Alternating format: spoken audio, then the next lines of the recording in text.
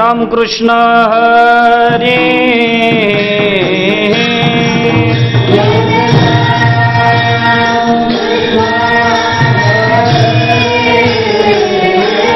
जय जय राम कृष्ण हरे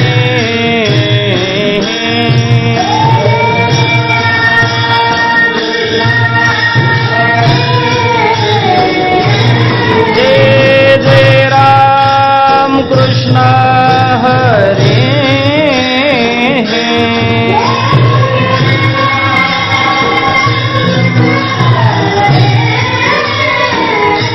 हरि जय जय राम कृष्ण हरे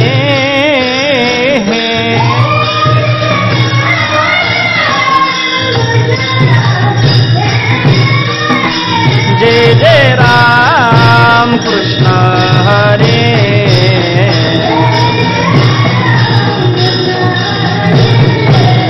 जय जय राम कृष्ण हरे जय जय राम कृष्ण हरे जय जय राम कृष्ण हरे जय जय राम कृष्ण हरे जय जय राम कृष्ण हरे जय जय राम कृष्ण हरे जय जय राम कृष्ण हरे जय जय राम कृष्ण हरे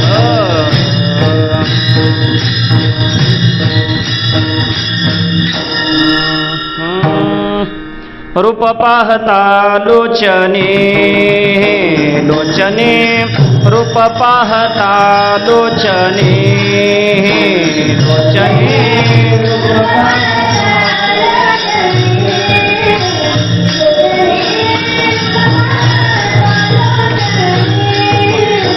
लोचने रूप पाहता लोचने लोचने रूप पाहता लोचने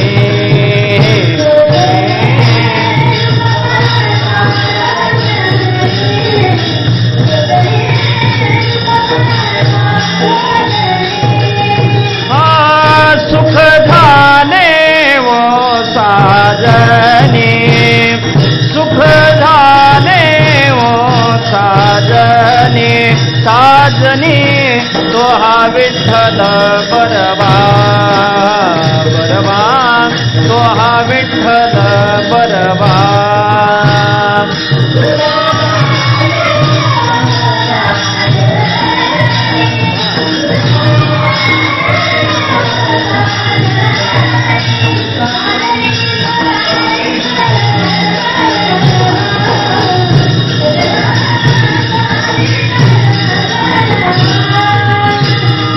तो हा माधव बरवा तो हा माधव बरवा बरवा तो हा विठ्ठल बरवा बरवा तो हा विठ्ठल बरवा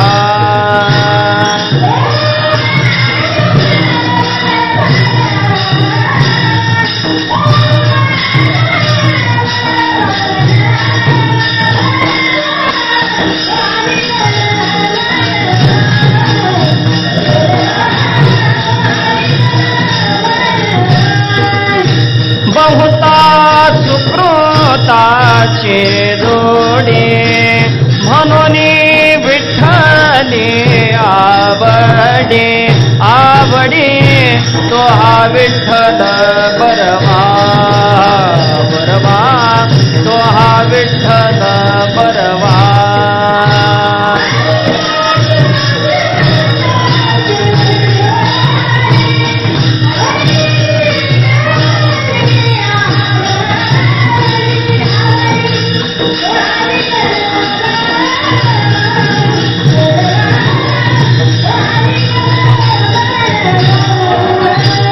तो हा माधव बरवा तो हा माधव बरवा बरवा तो हा विठ्ठल बरवा बरवा तो हा विठ्ठल बरवा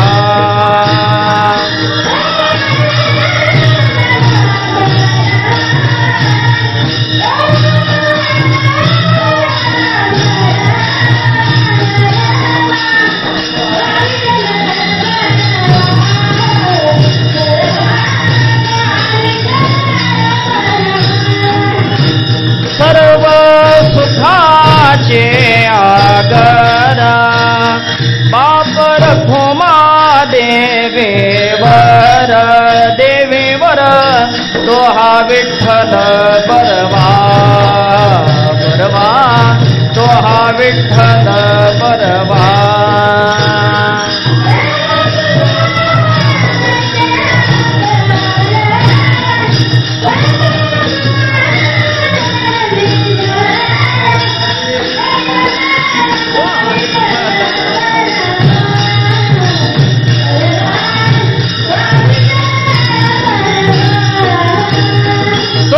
माधव बरवा तो हा माधव बरवा बरवा तो हा विठ्ठल बरवा तो हा विठ्ठल बरवा तो हा विठ्ठल बरवा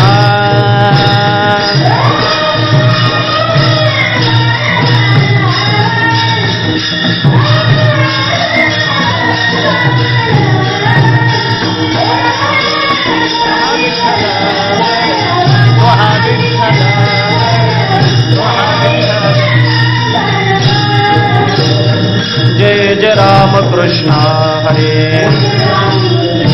जय जय राम कृष्ण हरे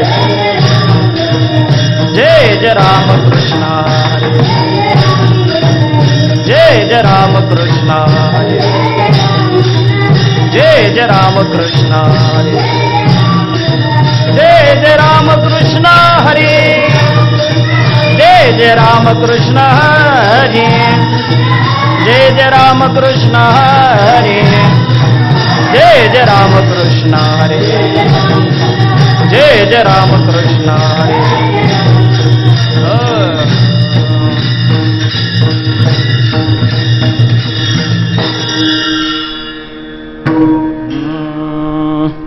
पंढरीचा महिमा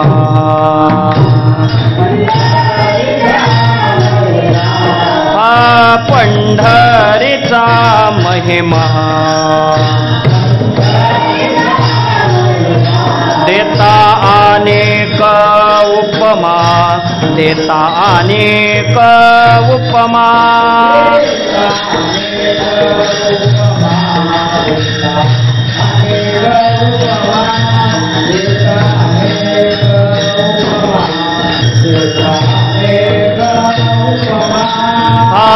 पंढरीचा महिमा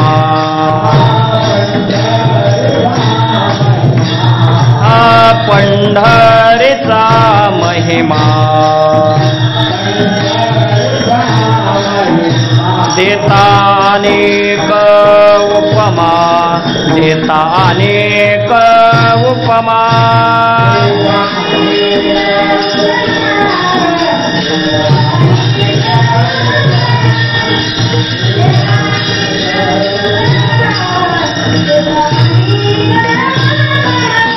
ऐसा ठाव नाही कोठे ऐसा ठाव नाही कोठे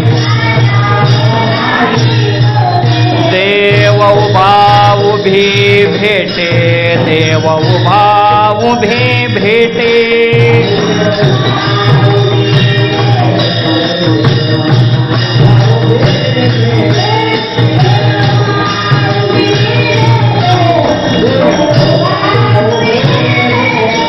आहे ती सकळ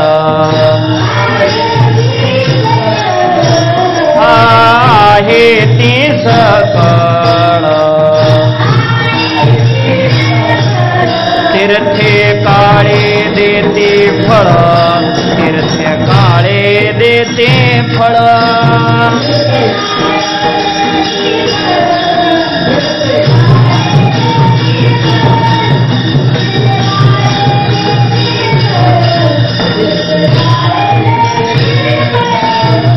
ऐसा ठाव नाही कोठे, ऐसा ठाव नाही कोठे, देव भाव भी भेटे, देव भाव भी भेटे,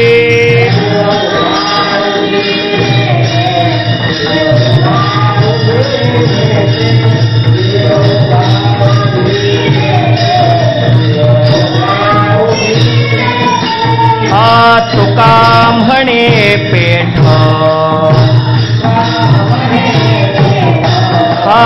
तुका म्हणे पेठ, भूमीवरी हे वैकुंठ, भूमीवरी हे वैकुंठ,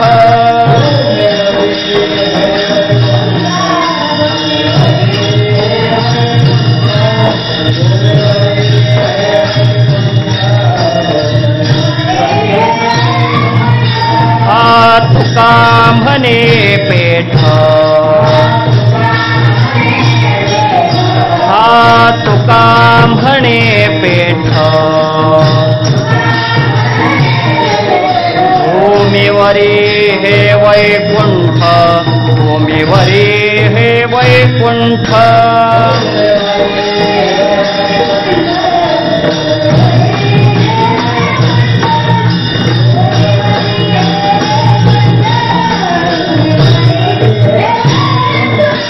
ऐसा ठाव नाही कोठे,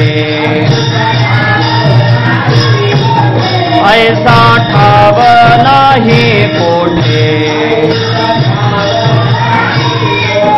देव भाव भी भेटे, देव भाव भी भेटे,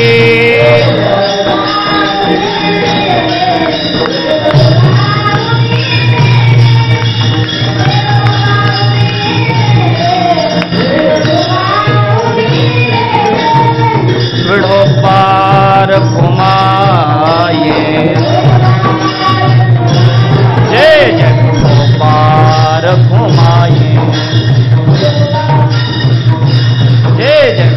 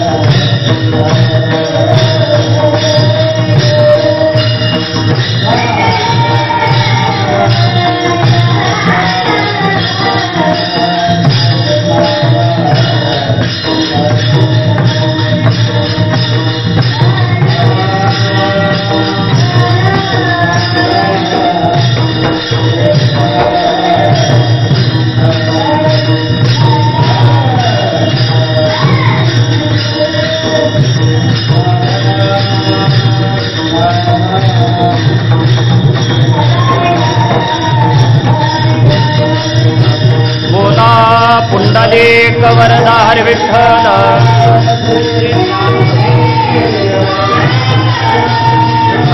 विठ्ठल विठ्ठल विठ्ठल विठ्ठल विठ्ठल बोला पुंडलिक वरदा हरी विठ्ठल श्री ज्ञानदेव माऊली ज्ञानेश्वर महाराज की जगद्गुरु तुकाराम महाराज की सियावर रामचंद्र भगवान की पवन सुत हनुमान की सद्गुरु जोग महाराज की जय। विठ्ठला विठ्ठला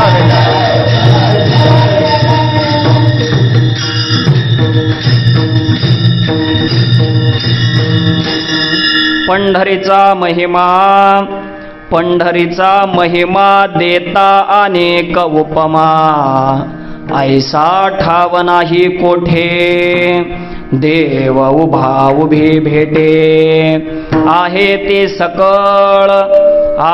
सकळ तीर्थे काळे देती फळ ऐसा ठाव नाही कोठे देव उभा उभी भेटे तुका म्हणे पेठ भूमीवरी हे वैकुंठ ऐसा ठाव नाही कोठे देव उभा उभी भेटे पांडुरंगा करू प्रथम नमन पांडुरंगा करू प्रथम नमन दुसरी चरणा संतांची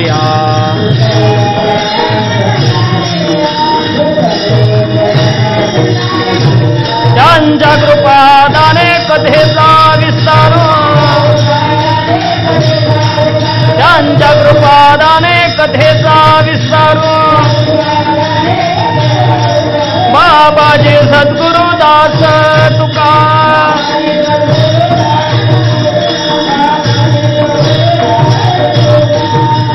योऽन्त प्रविश्य मम वाचमिमां प्रसुप्तां सञ्जीवयत्यखिल शक्तिधर स्वधाम्ना अन्यांश्च हस्तचरणश्रवणत्वगादीन् प्राणान् नमो भगवते पुरुषाय तुभ्यम् अलङ्कापुरी रम्यसिंहासनस्थं पदाम्भोज तेजस्फुरदिक्प्रदेशं विधीन्द्रादिदेवैः सदा स्तूयमानं समाधिस्थमूर्तिं भजे ज्ञानदेवं नमो सद्गुरु तुकया ज्ञानदीपा नमो सद्गुरु सच्चिदानन्दरूपा नमो सद्गुरु भक्तकल्याणमूर्ती नमो सद्गुरु भास्करा पूर्णकीर्ती सेवे लागे सेवक झालो तुमच्या लागलो निज चरणा तुमच्या लागलो निज चरणा तुमच्या लागलो निज चरणा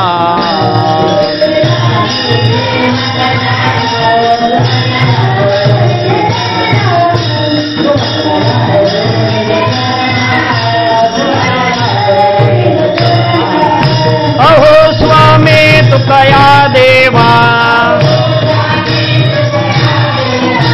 अहो स्वामी तुकया देवा अहो स्वामी तुकया देवा यावरी न करावा अवेर यावरी न करावा अवेर यावरी न करावा अवेर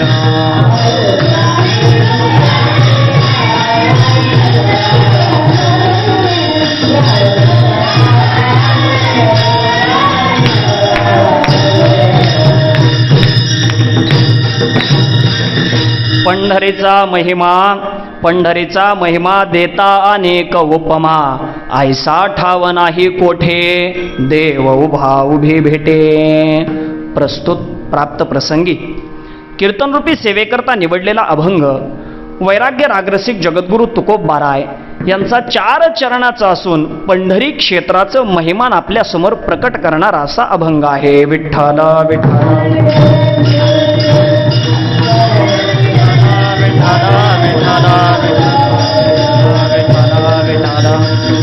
अभंगावर काही चिंतन करण्यापूर्वी थोडासा परिहार द्यायचा तो असा की आपल्या गुरु माऊली वारकरी शिक्षण संस्थेमध्ये वारीच्या निमित्तानं काहीतरी परमात्म्याचं चिंतन घडावं या हेतूनं आपण हा आयोजित केलेला उत्सव, आणि या उत्सवात माझ्यासारख्या पामराच्या वाट्याला ही सेवा पूज्य आमचे ज्येष्ठ गुरुबंधू महाराजांच्या मार्गदर्शनातून आणि त्यांच्या आज्ञेतून ही सेवा माझ्यापर्यंत आलेली आहे. पण खरं पाहायला गेलं तर महाराज आता जास्त काही अडचण नाही, कारण हे आणि मी सारखेच आहेत. कारण यांच्यासारखाच मी काय मोठा महाराज नाही, अगदी आता हे माझ्यापेक्षा उंचीनं मोठे आहेत, एवढा लहान मी आहे. म्हणजे अगदी या सगळ्या बाळ गोपाळांमध्ये हसत खेळत चिंतन मला करायचं आहे. पण आज माझी परीक्षा आहे. कशाची परीक्षा आहे? माझी परीक्षा आज गायनाची आहे. कारण आपला स्वर म्हटलं की काळे दोन, भसाडे आवाज ना मोठ्या माणसांचे, काळे दोनचा स्वर, आणि हे महाराज गायला लागले की काळे चार शिवाय तर गायनात ते, आणि त्यांचा काळे चारचा स्वर आणि माझा काळे दोनचा, याचा मेळ घालायचा आहे आज.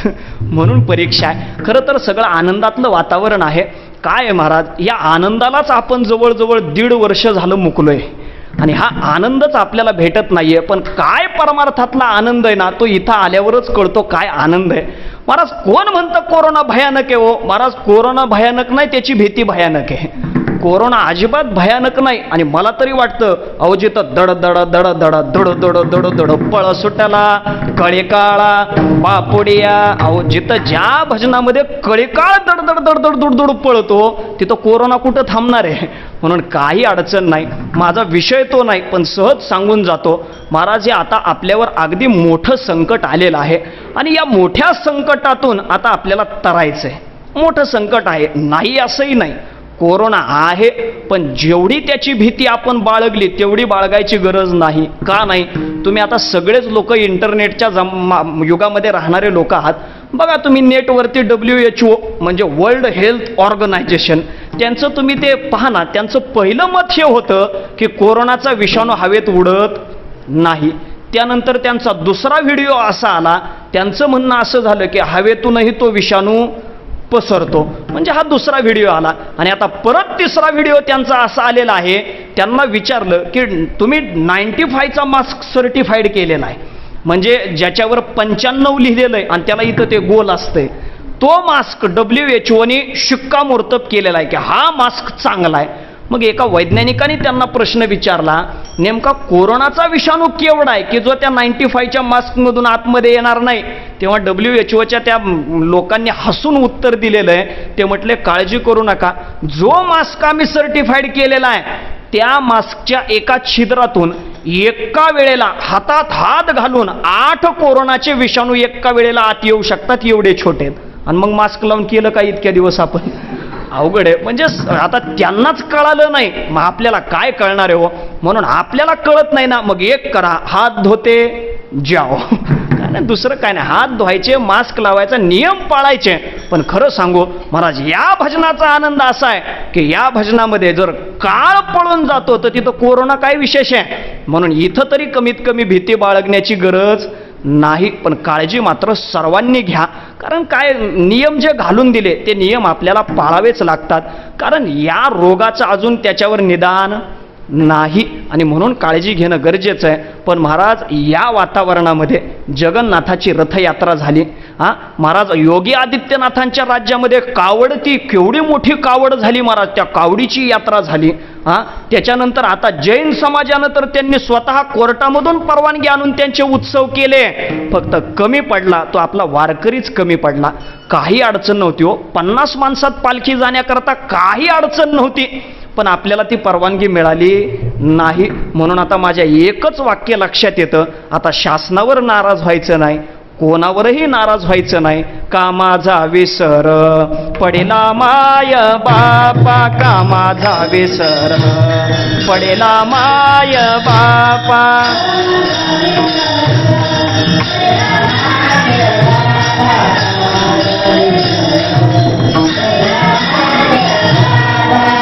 तुकोबारायांचे पत्रिकेचे अभंग आहेत.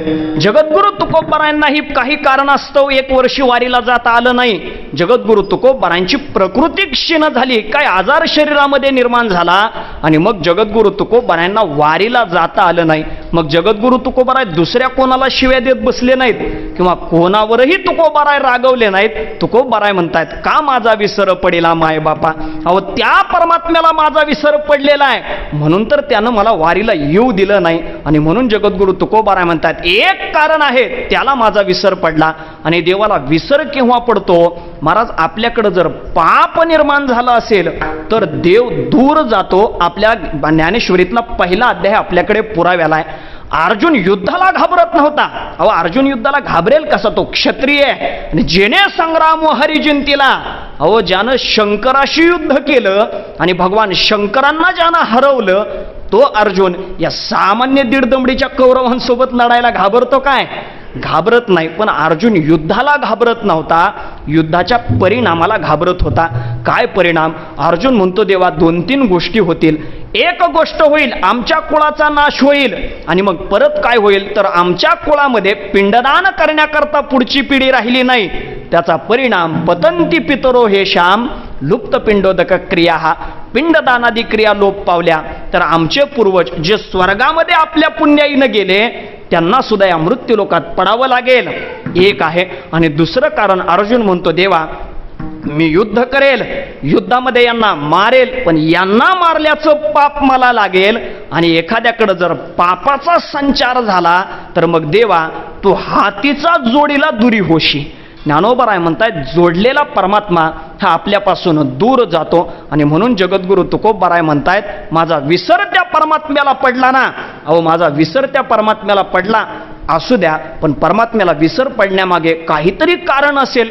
म्हणून जगद्गुरु तुकोबाराय म्हणतायत की काय कारण असेल हो, तर महाराज म्हणतात माझ्याच डोळ्याचं काहीतरी पाप असेल.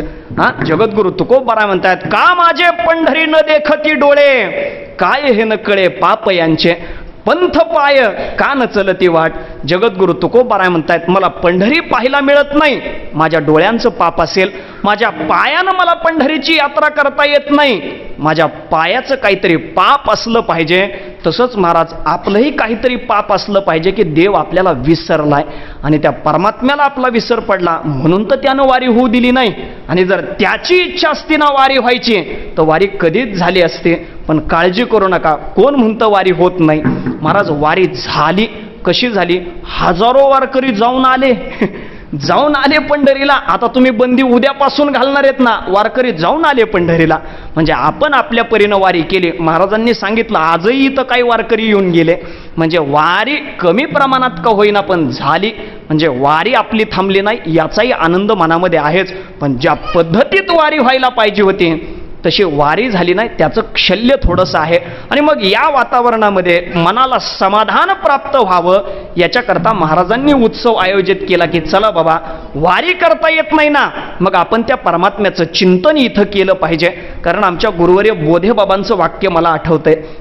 बाबा म्हणायचे जर आपल्याला शारीरिक कारणामुळे जर वारी करता आली नाही तर एक काम करायचं म्हणे, वारीला जाता येत नाही ना मग घरात बसून पारायण करायला काय अडचण आहे. म्हणून बाबा म्हणायचे वारीला जाता आलं नाही तर मग पारायण करा, या हेतून त्या पारायणामध्येच वारी आहे असं गुरुवर्य बोधे बाबा म्हणायचे. आणि मग हाच हेतू लक्षात घेऊन महाराजांनी या कीर्तनाच्या उत्सवाचं आयोजन केलेलं आहे.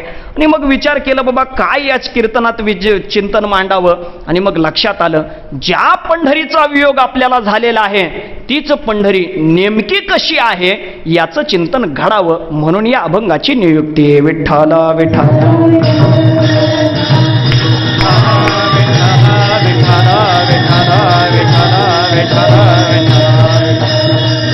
संतांच्या वाङ्मयाचा जर आपण अभ्यास केला ना तर संत महात्म्यांनी अनेक वेळा अनेक ठिकाणी वेगवेगळ्या घटकांचा महिमा हा त्यांच्या वाङ्मयातून गायलेला दिसतो. बघा तुम्ही कधी कधी संतांचं वाङ्मय जर आपण पाहायला गेलो तर त्या वाङ्मयामध्ये कधी देवाचा महिमा गायला जातो. उदार तो हरी ऐसी कीर्ती चराचरे.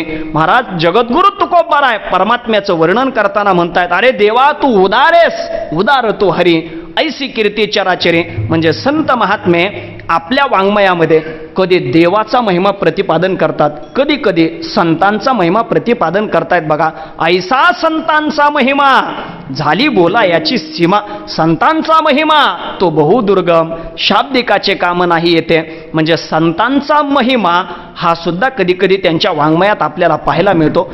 कधी कधी क्षेत्राचा महिमा आपल्याला पाहायला मिळतो, कधी तीर्थाचा महिमा पाहायला मिळतो, कधी व्रताचा महिमा आपल्याला पाहायला मिळतो.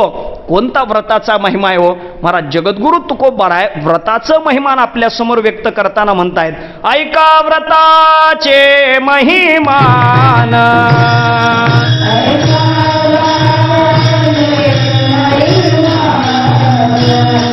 नेमे आचरते जना,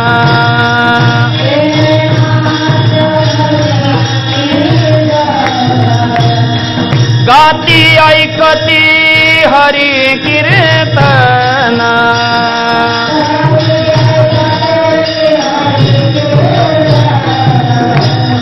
हे ते समान विष्णूसी, ऐका व्रताचे महिमान, ऐका व्रताचे महिमान, समान विष्णूसी, ऐका.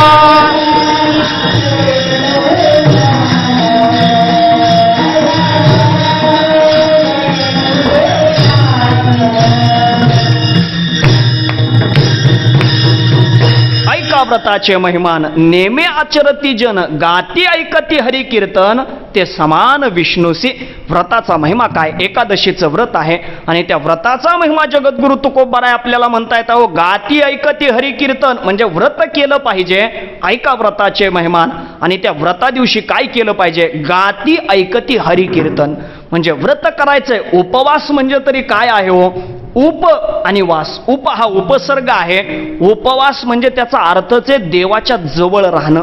आणि देवाच्या जवळ राहणं म्हणजे काय? दिवसभर मंदिरात बसून राहणं आहे काय? नाही महाराज. उपवास म्हणजे देवाच्या जवळ, म्हणजे त्याच्या अनुसंधानात राहायचंय. कामामध्ये काम काही म्हणा राम राम, हे अनुसंधानच आहे. म्हणजे दिवसभर त्या परमात्म्याच्या चिंतनात आपण राहिलं पाहिजे, असं व्रताचं महिमान आहे. खरं तर एके ठिकाणी वर्णन असं आलेलं आहे की एकादशीच्या दिवशी 2 वेळेला जेवलं पाहिजे. नाही, कोणतरी हसलं बघा, पण खरंच आहे. एकादशीला 2 वेळेला जेवलं पाहिजे असा नियमच आहे. एकादश्याम विशेषेन द्वे भोजनम कुर्यात, 2 जेवण एकादशीला करा असं सांगितलेलं आहे. होतं का संस्थेत जेवण? एकादशीला जेवण असतंय? जेवण असतं एकादशीला? नाही ना, नाही, फराळ असतं म्हणले. अहो एकादशीला जेवण कसं? महाराज तुम्ही जरा सावध होऊन बोला ना. अहो मी सांगत नाही, आपल्याकडे तसे वचन आहेत ना. अहो एकादशीला 2 वेळेला जेवण करा सांगितलंय, पण जेवण कोणतं हे लक्षात घेतलं पाहिजे. ते म्हणतात रात्रो जागरणम कुर्यात दिवाच हरी कीर्तन, हा म्हणजे दिवसा हरी कीर्तन करा आणि रात्री जागरण म्हणजेच भजन करा. हेच 2 भोजन एकादशीला करा. नाहीतर लोक म्हणतील चला महाराजांनी सांगितलंय 2 टाइम. असं नाही मला. जेवण हे नाही. जेवण कोणतं आहे? तर जेवण आहे ते एकादश्याम विशेषेनं 2 भोजन आहेत, पण कोणते?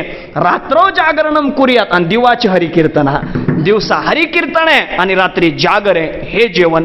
माझा विषय हा आहे, गाती ऐकते हरिकीर्तन ते समान विष्णूसी. विष्णूच्या समानतेला आपण जातो कशानं? एकादशीचं व्रत केल्यानं. एवढा व्रताचा महिमा आहे. म्हणून तुकोबाराय म्हणतायत, एकादशी व्रत सोमवार न करीती कोण त्याची गती होईल नेनो.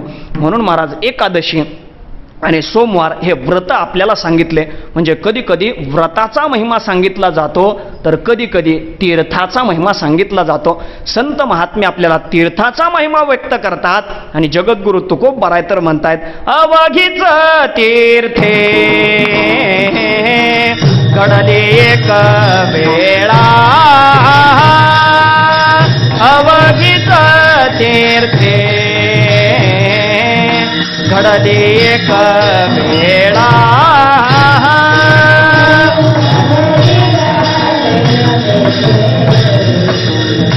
घडले एक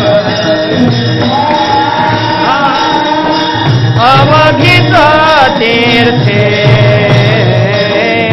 घडली एक वेळा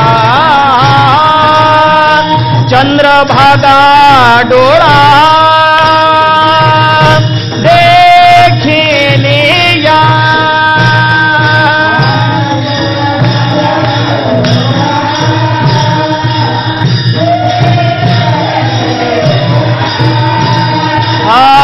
चंद्रभागा डोळा देखिलिया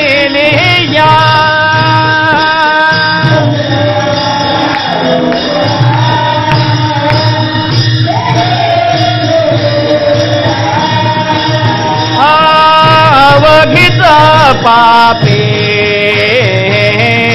गेली दिगांतरे अवघित पापे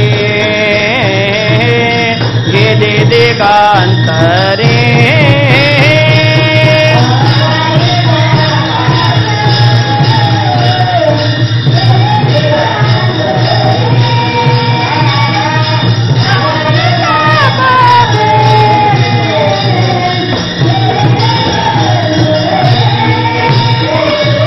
अवघित तीर्थे घडली एक वेळा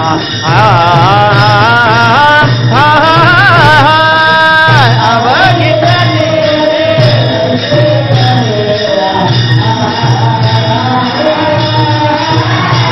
हे चंद्रभागा डोळा देखिलिया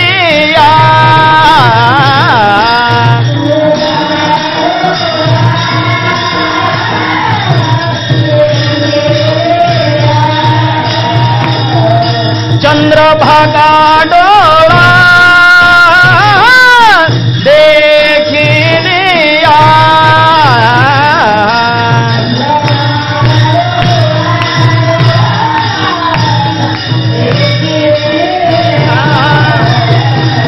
अवघित पापे गेले दिगांतरे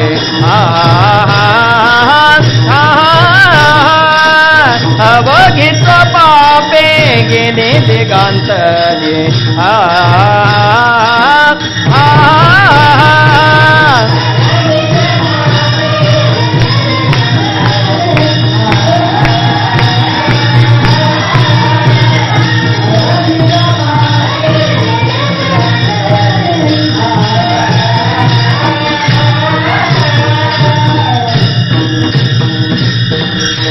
कधी आपल्याला तीर्थाचा महिमा पाहायला मिळतो, संत वाङ्मयाचा आपण विचार करतोय, कधी देवाचा महिमा आहे, कधी संतांचा महिमा आहे, कधी व्रताचा महिमा आहे, कधी तीर्थाचा महिमा सुद्धा गायला जातो. काय तीर्थाचा महिमा आहे?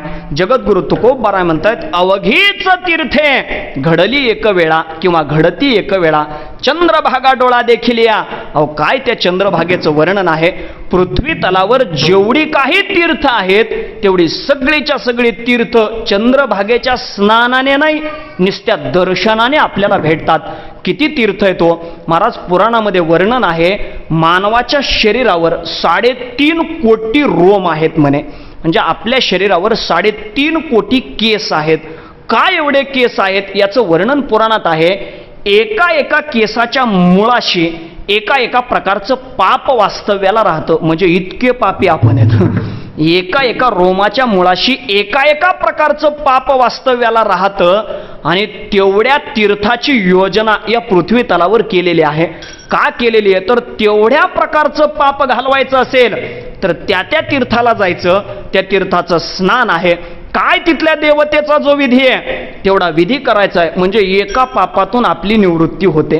आणि अशी जर 3.5 कोटी तीर्थ जर पृथ्वी तलावरची पाहायची असतील तर सर्वांना शक्य आहे म्हणा की नाही हो. कसं शक्य आहे हो महाराज? काही लोक म्हणले नाही चला आम्हाला तीर्थयात्रेला जायचंय म्हणून त्यानं खिशात हात घातला तर आरपार खाली गेला. तो जाऊ शकतो काय? नाही अहो, तीर्थयात्रा करायच्या म्हटलं की काहीतरी पैसा पाहिजे. बरं मी म्हणतो जाऊ द्या, एखाद्याकडं पैसा भरपूर आहे पण त्याला जर आपण म्हणलं ना चला ना तीर्थयात्रेला, तो म्हणतो कीर्तनात बसायला मांडी घालून येत नाही मला, 10 पावलं चाललो तर मला लगेच आधार घ्यावा लागतो आणि मग मी तीर्थयात्रा कधी करायचो. म्हणजे ती तीर्थयात्रा म्हणजे शरीर चांगलं पाहिजे, तेव्हा तीर्थयात्रा. बरं मी म्हणतो चला, एखाद्याकडं पैसा पण आहे, एखाद्याचं शरीरही चांगलं आहे, पण त्याला जर म्हटलं ना चला ना तीर्थयात्रेला, ते म्हणतो काय गरज नाही, घरीच सगळी माझी तीर्थ आहेत म्हणतो. काही म्हणजे मनातूनच इच्छा नाही. आता ते विनोदानं सांगायचं ठरलं ना तर महाराज गावातले काही लोक तीर्थयात्रेला निघाले आणि एका महिलेकडे गावातल्या काही महिला आल्या, तिला म्हणायला लागल्या, काय अगं आम्ही सगळ्या तीर्थयात्रेला चाललोय, मग चल ना तू पण आमच्या सोबत. कुठं चाललात म्हणे. ती म्हणे काय नाही, पशुपतीनाथला निघालो म्हणे. पुन्हा पुन्हा काय जाणं होतं काय म्हणे. अगं सगळ्या निघाल्यात पशुपतीनाथला, चल मग तू पण. ती म्हटली मला काही गरज नाही. ती म्हटली का, तुला येण्याची गरज का नाही. ती म्हटली माझा पशुपतीनाथ घरातच आहे. कळालं तरी बरं आहे ना, कळालं तरी बरं आहे. चला, असे काही लोक असतात हो, म्हणजे मनातून तरी इच्छा पाहिजे ना. अहो मनातून इच्छा नसेल तर तीर्थयात्रा होणं शक्य नाही. पण ऐका, काय या चंद्रभागेचा महिमा आहे. अहो त्या चंद्रभागेला नुसतं डोळ्यानं पाहिलं, जाऊ द्या स्नान करायचं सोडून द्या, पण नुसतं डोळ्यानं पाहिलं तरी अवघीच तीर्थे घडली एक वेळा, चंद्रभागा डोळा देखील या. मग काय काय लोक म्हणतील वा वा वा आमची सोय झाली, चंद्रभागेला दुरूनच नमस्कार करायचा आणि घर गाठायचं, असं चालत नाही महाराज. पाहिल्यानं जर सगळ्या तीर्थांचं स्नान होतंय तर मग स्नान केल्यानंतर काय अगणित पुण्य तयार होत असेल. म्हणून चंद्रभागेचा म्हणजे तीर्थाचा महिमा हाही संत आपल्यासमोर व्यक्त करतात. आणि कधी कधी संत महात्मे क्षेत्राचाही महिमा आपल्यासमोर प्रकट करतात. आणि तोच क्षेत्राचा महिमा ज्या पंढरी क्षेत्राची आपल्याला आस लागलेली आहे, त्या पंढरी क्षेत्राचा महिमा जगद्गुरु तुकोबाराय अभंगाच्या पहिल्या चरणात सांगतात.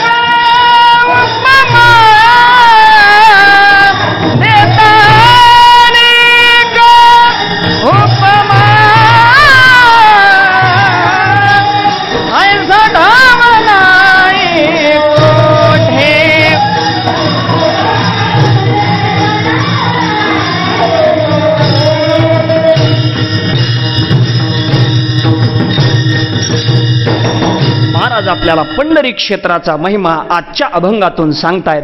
जगद्गुरु तुकोबाराय बोलतायत, पंढरीचा महिमा देता अनेक उपमा. पंढरीचा महिमा इतका अलौकिक आहे की त्या पंढरीला दुसऱ्या कोणत्याही क्षेत्राची उपमा देताच येत नाही. एवढा पंढरीचा महिमा अलौकिक आहे.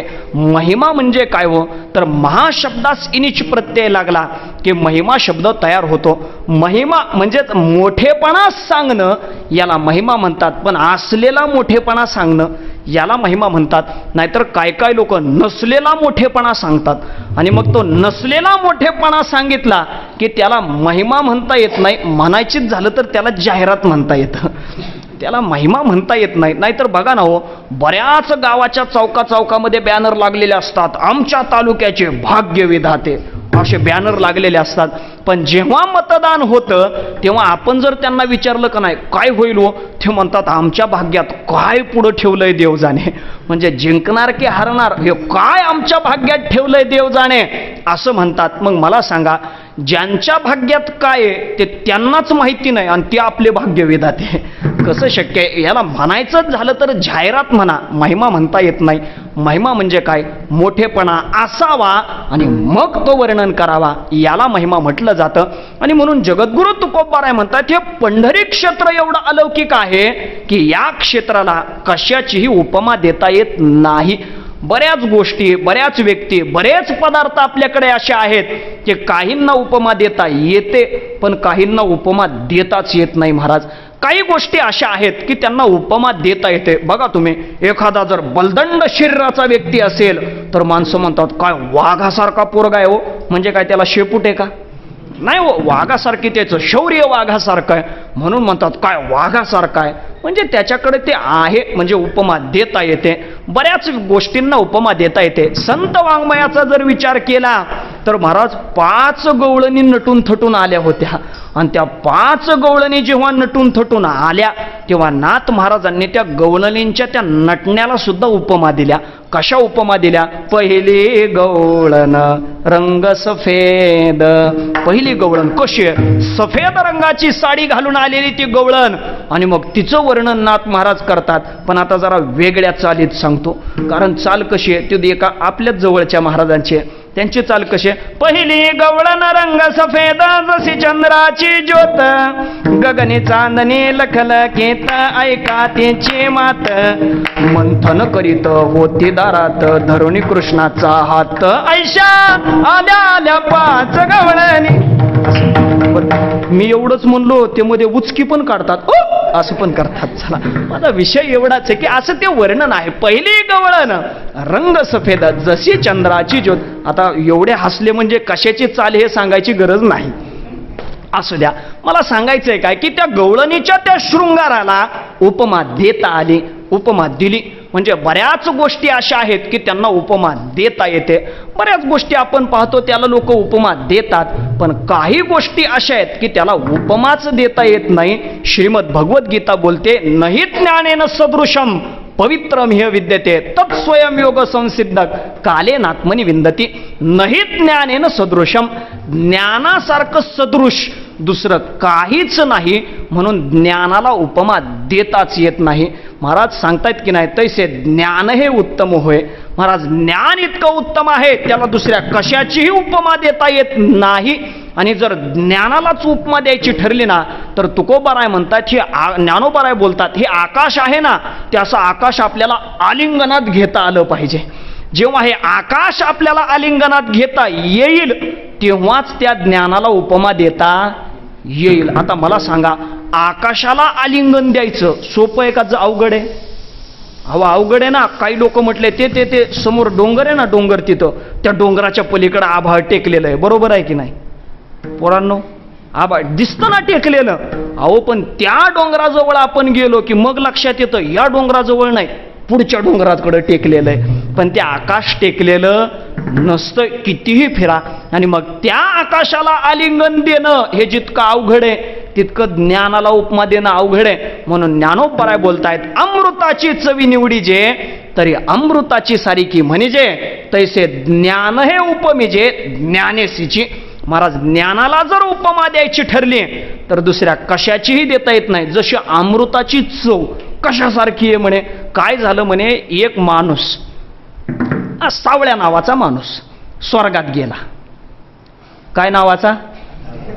मला कळालं तुम्हाला काय आठवलं ते. मी नाव सांगितलं लगेच पिक्चरकडे जाऊ नका. एक सावळ्या नावाचा माणूस स्वर्गात गेला आणि स्वर्गातून आल्यावर लोकांनी विचारलं काय काय पाहिलंस रे?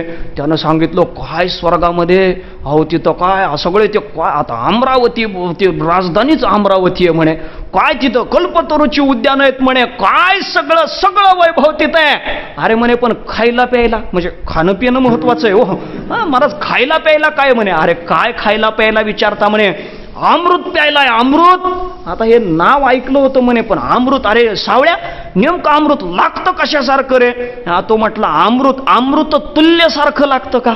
नाही नाही, अमृत तुल्यसारखं तर लागतच नाही. ते काय अमृत तुल्य म्हणे, सकाळी मांडलेलं पातेलं संध्याकाळपर्यंत त्यालाच खरडतात. आणि त्यातच चहा परत परत करतात. काय त्याची चव आहे? नाही म्हणे, तसं नाही, अमृत तुल्यासारखं नाही. मग जर्शी गाईच्या दुधासारखं? नाही नाही म्हणे, छे, अकलूज मध्ये म्हशी आहेत म्हणे, गाईचं काय जर्शीचं घेऊन बसला? गाईच्या दुधासारखं नाही, म्हशीच्या दुधासारखं नाही, मग कशासारखं आहे? त्यानं सांगितलं, सांगताच येत नाही. अमृताची चवी निवडीचे, तरी अमृताची सारखी म्हणजे. अमृताची चव कशी आहे म्हणे? अमृता सारखीच आहे. तसं ज्ञानाला जर उपमा द्यायची आहे तर ज्ञानाचीच द्यावी लागते, दुसरी उपमा तिथं चालत नाही. पण नेमकं उपमा म्हणजे काय हो? तर महाराज, उपमा हे व्याकरणातला भाग आहे. उपमा, उपमेय आणि उपमान. महाराज काय असतं? ज्याला उपमा द्यायची आहे त्याला उपमान म्हटलं जातं. जी दिली जाते तिला उपमा, आणि ज्याची दिली जाते त्याला उपमेय असं म्हटलं जातं. म्हणजे उपमा द्यायची ना तर त्याच्याकरता तसं सादृश्य असलं पाहिजे. मी मगाशी बोललो पहा, काय वाघासारखा मुलगा आहे असं जर कोणी म्हटलं आणि तो जर निघाला हातापायाच्या काड्या डेरपोट वाढ्या, असं असेल तर त्याला कोण म्हणेल काय हा वाघासारखा आहे? नाही महाराज, त्याचं ते शौर्य तसं असलं पाहिजे, तेव्हा म्हणतात त्याला वाघासारखा आहे. म्हणजे उपमा म्हणजे उपमान आणि उपमेय यांच्यात काहीतरी सादृश्य असावं लागतं, तेव्हा त्याची उपमा देता येते. पण जगद्गुरु तुकोबाराय म्हणतायत, अहो हे पंढरी क्षेत्र असं आहे की दुसऱ्या कोणत्याही क्षेत्राची उपमाला याला देता येत नाही. एवढा अलौकिक महिमा या क्षेत्राचा आहे. जगद्गुरु तुकोबाराय तर म्हणतायत, अहो मी नुसता उगीच बोलतोय असं नाही, अहो मी उदंड तीर्थ पाहिले, उदंड तीर्थयात्रा केल्या, उदंड पाहिले, उदंड ऐकिले, उदंड वर्णिले क्षेत्र महिमे. अहो भरपूर तीर्थयात्रा मी पाहिली, सगळे तीर्थ पाहिले, अनेक तीर्थयात्रा केल्या असं जगद्गुरु तुकोबाराय म्हणतायत. पण खरं तर महाराज या प्रमाणावर शंका येते की नाही? महाराज जगद्गुरु तुकोबाराय पंढरी क्षेत्र सोडून दुसऱ्या कोणत्याही देवाच्या तीर्थयात्रेला गेले नाहीत असं चरित्रात पाहायला मिळतं ना.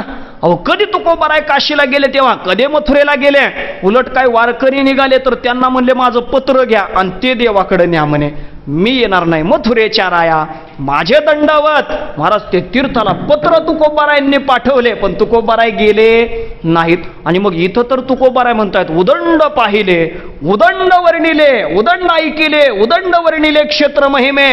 जगद्गुरु तुकोबाराय असं बोलतात ना, हे कसं काय? याचं उत्तर आपल्याला पाहायला मिळेल. तुकोबाराय म्हणतायत, मी या जन्मात तीर्थयात्रा केली नाही, मागच्या जन्मामध्ये केली. मागचा अवतार म्हणजे नामदेवरायांचा अवतार, आणि जेव्हा नामदेवरायांच्या अवतारामध्ये मी होतो तेव्हा निवृत्त ज्ञानोबाराय आणि नामदेवराय यांनी तीर्थयात्रा केल्या की नाही सांगा? मग ती तीर्थयात्रा तुकोबाराय म्हणतायत तेव्हा मी केली.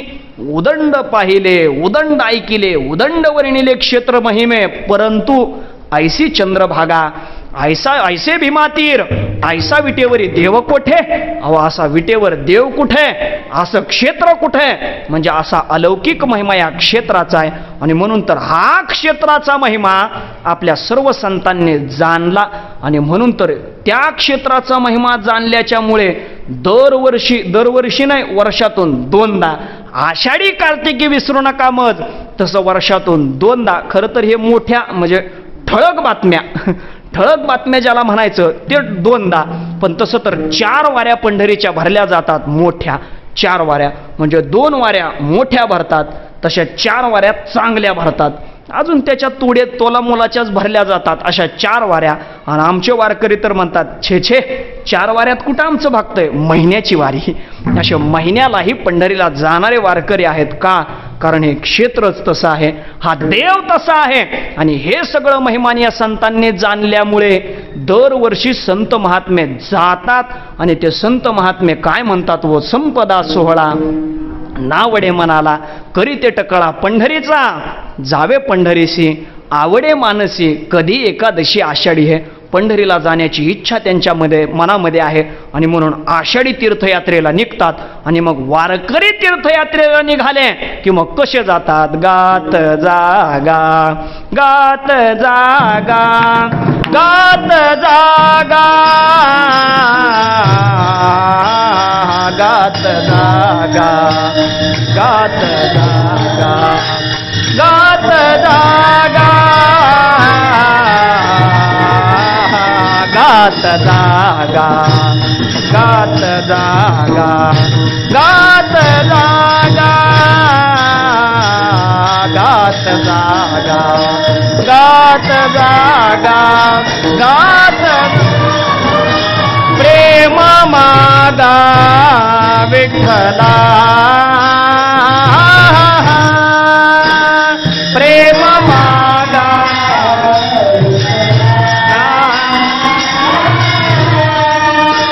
प्रेम मागा विठ्ठला, विठ्ठला गात जागा, गात जागा, गात जागा,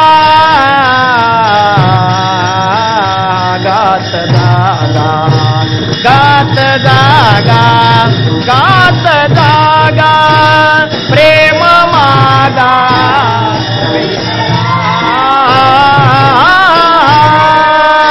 प्रेम मागा विठ्ठला, विठ्ठला गात जागा, गात जागा, गात जागा, गात जागा, गात जागा, गात जागा. पंढरीचा महिमा लक्षात घेतात आणि संत महात्मे ज्ञानोबाराय बोलतायत ना, माझे जीवीची आवडी पंढरपुरा नेईन गुढी. स्वतः ज्ञानोबाराय पताक खांद्यावर घेतात आणि पंढरीला निघतात. महाराज काय चित्र असेल हो, ज्ञानोबारायांनी खांद्यावर पताक घ्यावी आणि पंढरीच्या वारीला स्वतः ज्ञानोबाराय निघावे. अहो ज्यांचे चरण कमल अगदी सुकुमार आहेत, काय गोड ज्ञानोबारायांचे चरण आहेत आणि अशा चरणानं ज्ञानोबाराय याच वाटेनं पंढरीला गेले. काय अलौकिक दृश्य असेल हो. महाराज ज्ञानोबाराय पंढरीला निघाले, खांद्यावरती पताक धारण केलेली आहे. महाराज खांद्यावरती गुढी, माझे जीवीची आवडी पंढरपुरा नेईन गुढी, असे ज्ञानोबाराय गेले. आता खरं तर गुढी म्हटलं की आम्हाला गुरुवरे कुरेकर बाबांची आठवण झाल्याशिवाय राहत नाही. बाबा म्हणतात खरा वारकरी जो ना त्याची पताक कशी असते म्हणे, उंचच्या उंची काठी असते, तिला मस्त ते स्वतः तयार केलेली पताक असते, तिला तो रंग सुद्धा स्वतः दिलेला असतो. नाहीतर म्हटले आजकाल नवीन वारकरी तयार होतात आणि मग कुरेकर बाबा म्हणत असतात नवीन वारकऱ्याची पताक कशी, एवढीच काठी असते म्हणे. आणि तिला काय पताक काय, खरी वारकऱ्याची पताक काय, छेचे ते उग भगवा झेंडा, जणू काय पक्षाचा झेंडा आहे, असा छोटासा झेंडा. आणि मग मला सांगा, ज्या पताकीला काठीची एवढी आहे ती पताक खांद्यावर घेता येते काय? बाबा म्हणतात ते वारकरी खांद्यावर घेत नाहीत, मग काय करतात, पताक खांद्यावरची अशी हातातच असते आडवी आणि समोर आडवा कोण आला की असे टोचून चालतात म्हणजे असे बाबा म्हणतात. म्हणजे काय वारी महाराज, खांद्यावर पताक आहे. आणि असे पताक घेऊन बाबा ते म्हणतात वारीलाच सगळे संत महात्मे निघतात. आता वारीला निघाले, मग वारीला जायचं म्हटलं की मग तयारी केली पाहिजे. काय काय तयारी असते हो महाराज, ते लोक वळकटी शिवतात, काय आपलं ताट तांब्या काय घ्यायचं असेल, अंथरून पांघरून सगळं घ्यायचं असेल ते सगळं घेतात. परत त्याच्यामध्ये चिवडा, लाडू, शंकरपाळी, अहो सगळं घेतात हे. हा महाराज खरंच घेतात.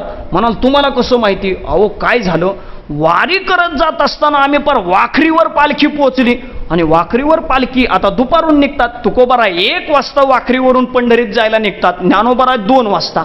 आणि मग काय महाराज सकाळी सकाळी आम्ही आपले 7-8 महाराज मंडळी, स्नान झालं, पूजा झाली, असे सगळे आम्ही बसलेलो. एवढ्यात एक मावशी आल्या आणि त्या मावशींनी अशी चिवड्याची पिशवी आमच्यामध्ये मांडली. म्हणल्या महाराज घ्या चिवडा. आता खरं तर मला राग आला होता. का राग आला होता? मी म्हटलं मावशी, तो आम्ही रोटी घाट चढलो, तिथं कुणीसुद्धा पाणी विचारलं नाही, म्हणजे वाटणं जेव्हा अडचण होती तेव्हा तुम्ही चिवडा दिला नाही आणि आज चिवडा आणून इथं ठेवलाय, आता काय खाता? असं मी सहज त्यांना म्हटलो. तर ती म्हटली महाराज काय करता, वारीला येताना मी चिवडा, शंकरपाळ्या, लाडू, चटणी सगळं आणलं होतं म्हणे, पण काय या वारीमध्ये स्वतःचं काढायची गरजच पडली नाही म्हणे, एवढं इथं खायला मिळालं. आणि मग आता मी विचार केला, हा चिवडा जर मी असाच घरी नेला तर आता तो राहणार, मग घरी नेऊन कुत्र्याला घालण्यापेक्षा का म्हणे. आता बाबा असू द्या, मला सांगायचंय काय, वारीमध्ये सगळं काय इतकं मिळतं महाराज. वारी करून माणसं असे वारीच्या तयारीला लागले ना. पण ऐका, वारकरी जातात कसे, गात जागा.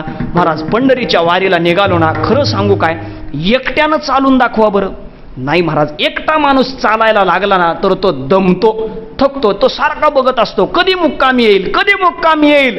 पण महाराज वारीमध्ये भजन करत चाललं ना, त्या भजनाच्या आनंदामध्ये किती चाललो, हेही कळत नाही आणि कोणतं गाव गेलं हेही कळत नाही. फक्त वारकरी भजन करत चालणारा असला पाहिजे.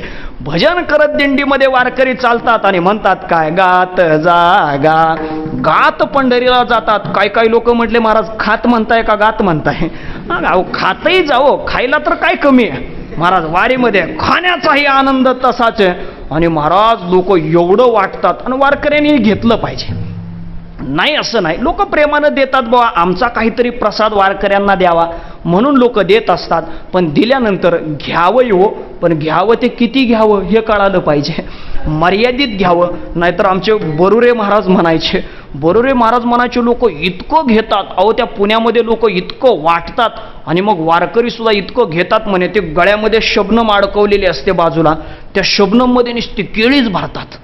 इतकी केळी भरतात म्हणे, एकानं वरून केळी दाबली की खालच्या केळाचं शिकरण व्हायचं. तरी सुद्धा केळी. मी त्याला म्हटलं मग अरे बाबा कशाला एवढी घेतो? तो म्हटला महाराज तुम्हाला माहिती नाही, नासावं पण असावं म्हणे. ते बरोरे महाराज म्हणायचे, नासावं पण असावं म्हणे, पण घ्यावं. चला मी म्हणतो वारीत खाण्याचे पदार्थ लोक वाटतात, घेतलेही पाहिजे, पण कमीत कमी पुढं काय वाटतात हे बघून तरी घेतलं पाहिजे की नाही. महाराज काय झालो, एकदा ती अशी वाटपाची रांग होते, 1.5 किलोमीटरची रांग. मी म्हटलं बुवा काय वाटत असतील, काजू बदाम असलो काय वाटत असतील. म्हणून मी दिंडीत भजन करता करता सहज रांगेकडे त्या पाहत होतो. पाहता पाहता पाहिलं 4-5 महिलांचा ग्रुपच आला आणि त्या 4-5 महिलांचा ग्रुप लगेच त्या रांगेला लागून गेला. आता पुढं काय वाटतात काही माहिती नाही हो. रांग दिसली की लोक त्या रांगेला लागून जातात. महाराज त्या 4-5 महिलाही त्या रांगेत लागल्या आणि त्या महिलाही अशा रांगेत पुढं पुढं पुढं पुढं सरत आल्या. आणि महाराज जेव्हा तो वाटपाचा मंडप आला तेव्हा तो त्यांनी वाटपाचा मंडप पाहिला. त्या मंडपामध्ये एक बोर्ड लावलेला होता, दाढी कटिंग फ्री. चला माझा मुद्दा एवढाच आहे की वारीला जायचंय ना, मग कसं चाललं पाहिजे दिंडीमध्ये? अहो भजन करत गात जागा, गात जागा प्रेम मागा विठ्ठला, असं गात गेलं पाहिजे. बरं नुसतं गात नाही महाराज, वारकरी नुसते गातात असे नाही तर नाचतात सुद्धा. भीमा तिरे एक वसावेल्या नगारा, त्याचे नाव पंढरपूर रे. तेथील मोकाचे 4 भुजा त्याचे, तेथील मोकाचे 4 भुजा. बाईला 16,000 रे, बाईला 16,000 रे. नाचत जाऊ त्याच्या गावारे, खेळ्या सुख देईल विसावारे. नाचत जाऊ त्याच्या गावारे, खेळ्या सुख देईल विसावारे.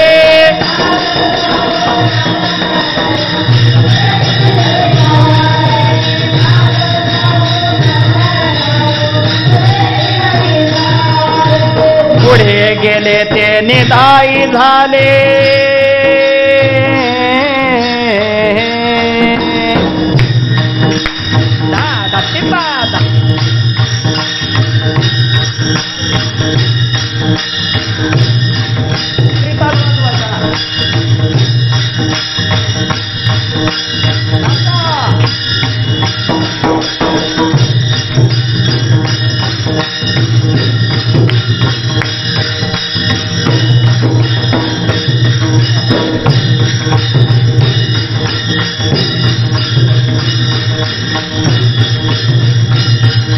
वाणीतील त्याचे सीमारे, वाणीतील त्याचे सीमारे. नाचत जाऊ त्याच्या गावारे, खेळ्या सुख देईल विसावारे. नाचत जाऊ त्याच्या गावारे, खेळ्या सुख देईल विसावारे. नाचत जाऊ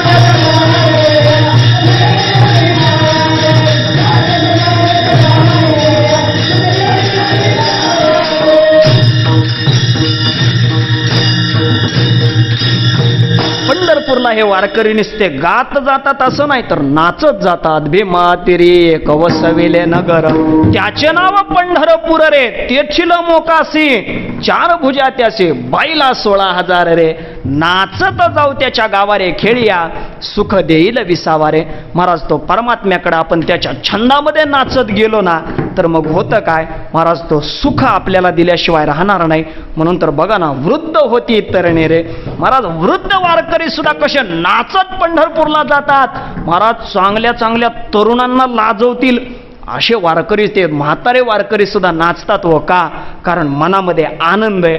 आणि जेव्हा मनामध्ये आनंद असतो तेव्हाच माणूस नाचतो, नाही तर माणूस नाचत नाही. महाराज लॉकडाऊन पडण्याच्या अगोदर माझं कीर्तन बारामतीला होतं. मी बारामतीत सहज असाच एक पोरगा समोर बसलेला होता. त्याला मी विचारलं, माणूस नाचतो कधी रे? आता त्यानंही लगेच धडाक्यात उत्तर दिलं, कारण तो बारामतीचा होता ना. त्यानं उत्तर दिलं मला, डीजे वाजला की.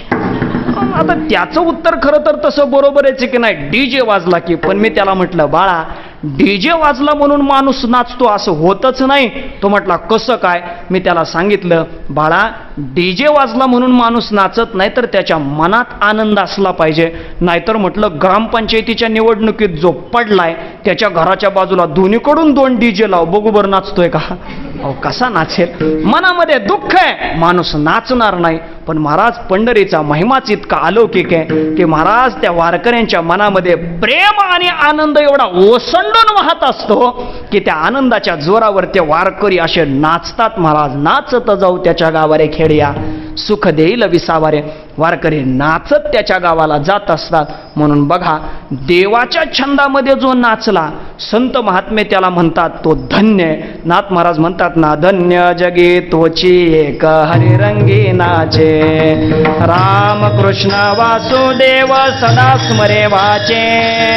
धन्य जगी तोची एक हरिरंगी नाचे, धन्य जगी तोची एक हरिरंगी नाचे.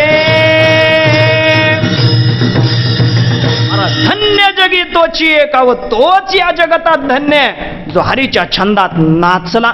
म्हणजे देवाच्या छंदात आपण नाचलो ना की मग आपल्याला धन्यता संत महात्मे देतात. आणि आपण जर संसाराच्या छंदामध्ये नाचलो तर संत महात्मे म्हणतात, काय करावी ती मोलाची माकडे नाचता ती पुढे संसाराच्या.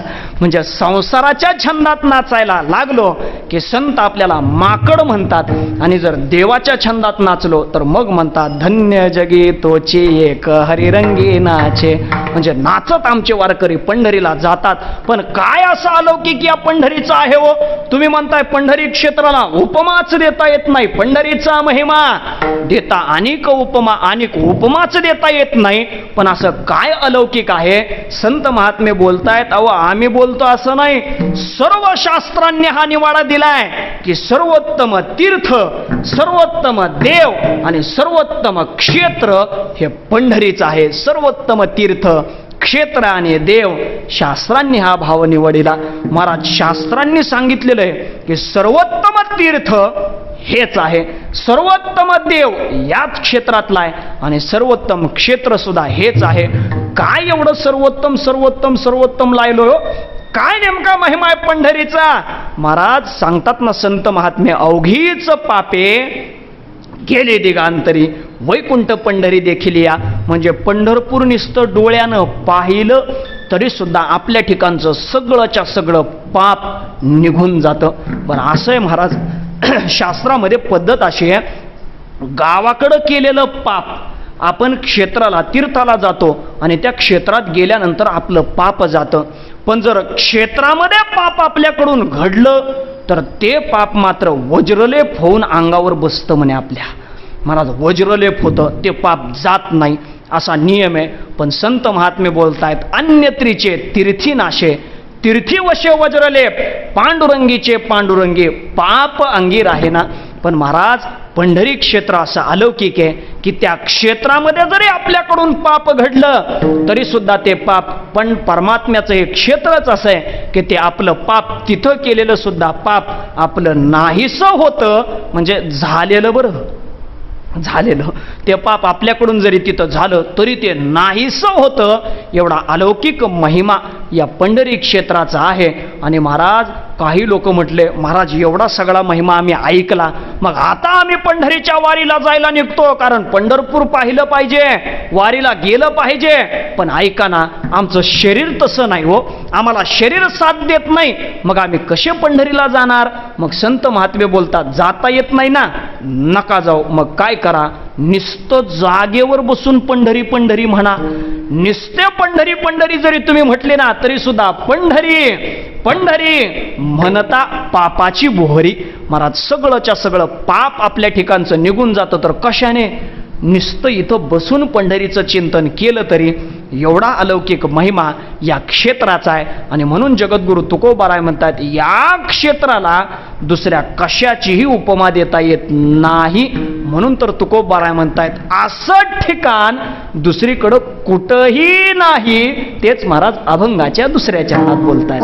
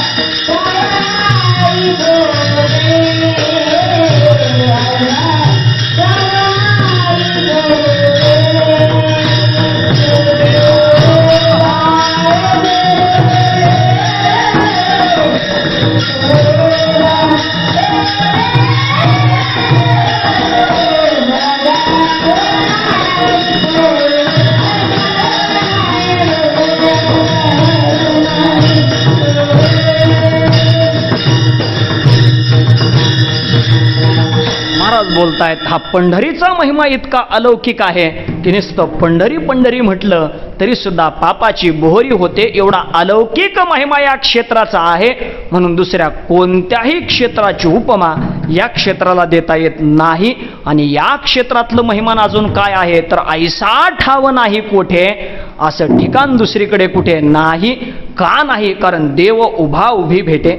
देव उभा उभी म्हणजे खरं तर उभा उभी या शब्दाचे दोन अर्थ आपल्याला करता येतील. एक उभा उभी म्हणजे सहज सहज हा परमात्मा उभा उभी म्हणजे अगदी सहज भेटतो. किंवा दुसरा अर्थ असा करता येतो, उभा उभी म्हणजे उभा, तो स्वतः उभाच आहे ना. किती दिवस झाले उभा आहे तो महाराज? तो युगे झाली 28 युगापासून तो परमात्मा उभा आहे. पण तो कोणाकरता उभा आहे? उभा भाविकासाठी, उभा भाविकासाठी.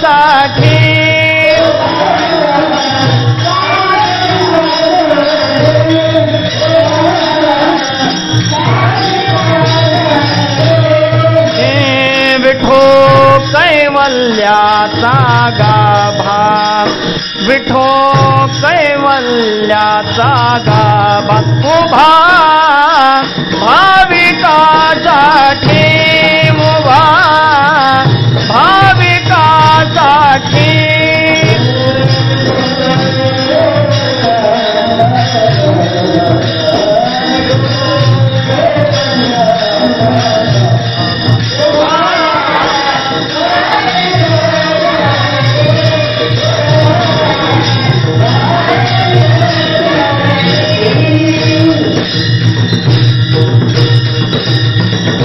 परमात्मा उभा उभी म्हणजे उभा आहे की नाही? आणि महाराज, उभा असलेला माणूस, मला सांगा, एखाद्याला काम सांगायचंय तर तत्परतेनं कोण करेल सांगा बरं? चला, मला वाटलं, मी ह्या महाराजांना सांगितलं, आता मला तो तिकडं पेटीवर मांडलेला टाळ घ्यायचा आहे आणि मी जर म्हटलो तो टाळ द्यावं, आता मला सांगा, टाळ द्या म्हटल्याबरोबर या बसलेल्या विद्यार्थ्यातला उठून एखादा लवकर घेऊन येईल का? हे उभे असलेल्यातला एक जण लगेच घेऊन येईल? उभे असलेल्यातला. म्हणजे आपल्या भाविकांकरता तो परमात्मा उभा आहे आणि तो इतका तत्पर आहे की तो उभा उभी म्हणजे अगदी ताईटच आहे. लगेच तो जसा जवान असावा तसा महाराज तो जवान कसा सज्ज असतो तसा हा परमात्मा सज्ज आहे. आणि आयसा ठाव नाही कोठे. अनेक तीर्थयात्रा करा, कुठे गेलो तर आज हमारे भगवान सो रहे है. 6 महिने देव झोपतो म्हणे, 6 महिने देव झोपतो. असे काही तीर्थ आहेत. काही काही ठिकाणी आपण गेलो ना, भगवान भोग चढा रहे है. चला बाहेर थांबा, तुम्हाला आत्ताच दर्शन नाही, लांब थांबा. पण महाराज या पांडुरंगाची अशी अवस्था आहे, महाराज इतर दिवशी तर वारकऱ्यांसाठी तो उभाच आहे, पण वारी आल्यावर तर त्याला डबल ड्युटी. डबल ड्युटी म्हणजे काय महाराज, माग फक्त त्याला टेकायला एक तक्क्या लावलेला असतो आणि कायमच उभा, याला झोप नाही काही नाही. महाराज असा देव कुठं भेटेल सांगा ना हो, नाही भेटणार असा. म्हणून ऐसा ठाव नाही कोठे, देव उभा उभी भेटे. उभा उभी म्हणजे सहज सहज तो परमात्मा आपल्याला भेटतो का. असं झालंय हो, कोणी माणसं म्हणले नाही हो, पंढरपूरला गेलो आणि खूप प्रयत्न करावे लागले, खूप पार पंतप्रधानाला फोन करावा लागला, मग खासदाराला, मग आमदाराला, मग आमक्याला, मग तेव्हा कुठं दर्शन. असं होतं काय पंढरपूरला? नाही महाराज, अहो सहज. आणि ते पण असं दर्शन आहे, बाकीच्या देवांना 10-15 फुटावर देव आणि लांबूनच हात जोडायचा. महाराज म्हणजे या नारदाच्या गादीवरून तो माझा अपमर्द होईल, पण खरं सांगू काय, ज्या देवाच्या जवळ जाऊन असं डोकं ठेवून दर्शन घेता येत नाही ना, त्या देवाचं दर्शन लांबनं नुसतं हात जोडून घेतल्यासारखं वाटतच नाही महाराज, वाटतच नाही. मी माझी भावना फक्त व्यक्त करतोय, मला काय कोणावर टीका करायची नाही, काही नाही. माझा हेतू आहे की मला काय महाराज, आपल्याला सवय ती लागली, देवाच्या पायावर डोकं ठेवल्याशिवाय महाराज त्या देवाचं दर्शन झालं असं वाटतच नाही. उगीच लांबून हात जोडायचे निघून यायचं, ते अर्ध लक्ष वरच्या घंटीवर जातं, देवाच्या त्यात काय आणखी बाकी काय असेल तिकडं जातं, देवाकडे लक्ष राहत नाही. मग महाराज ते लांबून दर्शन म्हणलं ना, मला तर असं वाटतं ते उगच आलो का काय, दर्शन झाल्यासारखंच वाटत नाही महाराज. पण आमचा परमात्मा असा आहे, अहो कुणीही या आणि पायावर डोकं ठेवून दर्शन घ्या. आणि किती वेळ, 1 तास, किती वेळ देवाचं दर्शन? अहो 1 तास नाही, अर्धा सेकंद, अर्धा सेकंद फक्त त्या देवाच्या पायावर डोकं ठेवायला मिळतं हो. पण तरी सुद्धा लगेच तो मेजर ढकलतो आपल्याला, चला पुढे. आणि मग आपण पुढे येतो आणि पुढे आल्यावर त्या गाभाऱ्यात माणसं कान धरतात, त्या रंगशिळेवर उड्या मारतात. आणि मग महाराज जेव्हा एकमेकाच्या पाया पडताना तिथं बाहेर पडले की मग म्हणतात वा वा वा, काय चांगलं दर्शन झालं हो. साताऱ्याकडचे असतील तर म्हणतात ग्वाड दर्शन झालं, लयच भारी. असं दर्शन, आता खरं किती मिनिट, अर्धा सेकंद, पण तरी सुद्धा असं दर्शनाचा आनंद मिळतो. आणि म्हणून महाराज म्हणतात ऐसा ठाव नाही कोठे, देव उभा उभी भेटे. महाराज तो परमात्मा सहजासहजी भेटतो. आणि उभा उभी म्हणजे कसा महाराज, काय तो एवढा तत्पर आहे. किती तत्पर आहे?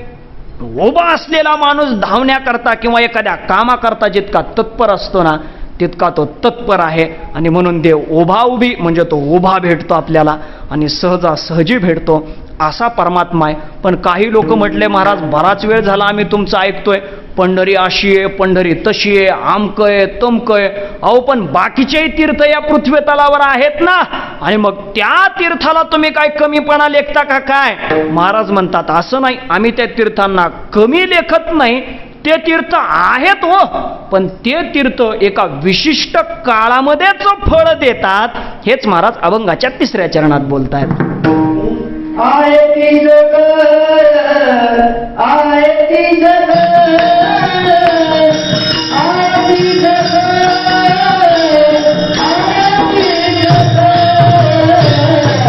आहे ते सकळ, आहे ते सकळ, आहे ते सकळ,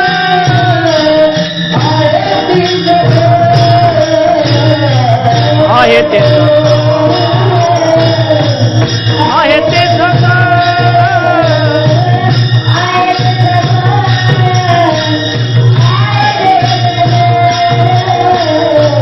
आहे ते सकळ.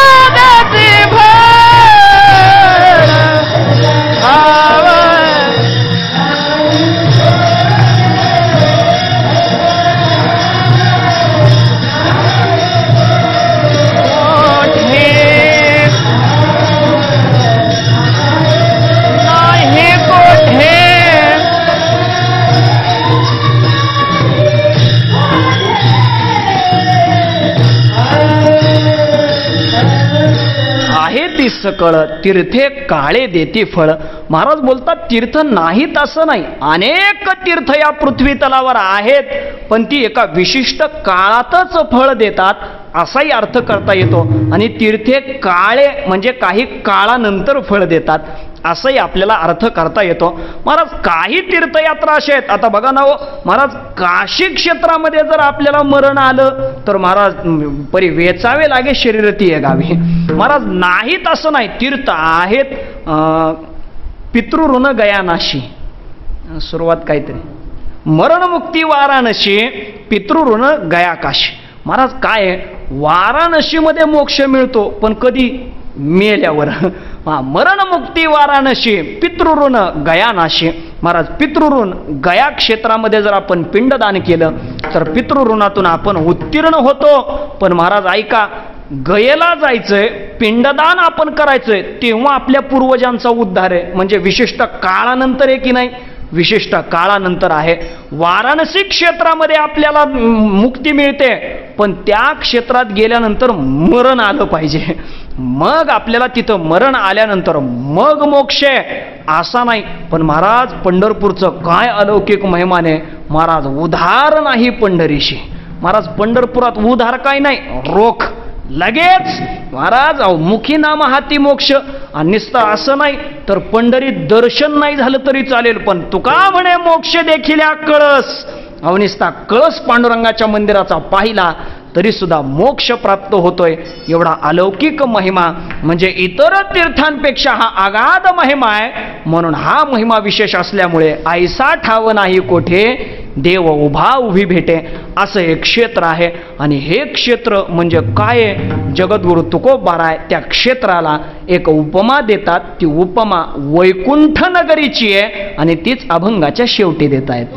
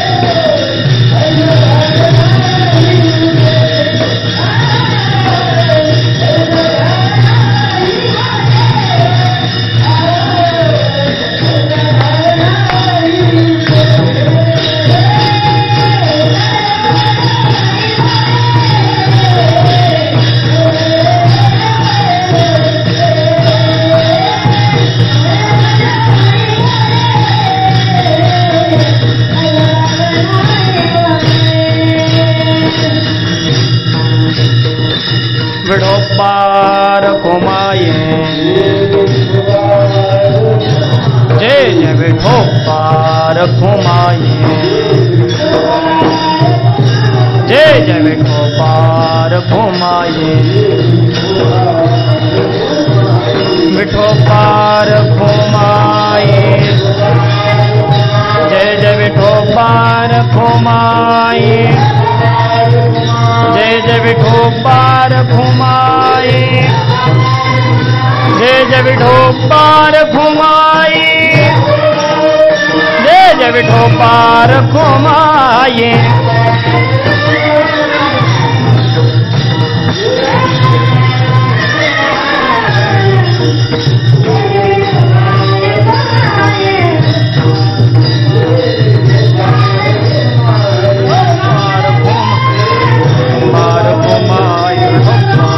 बोला पुंडलिक वरदान विठ्ठल श्री ज्ञानदेव विठोबार घुमाई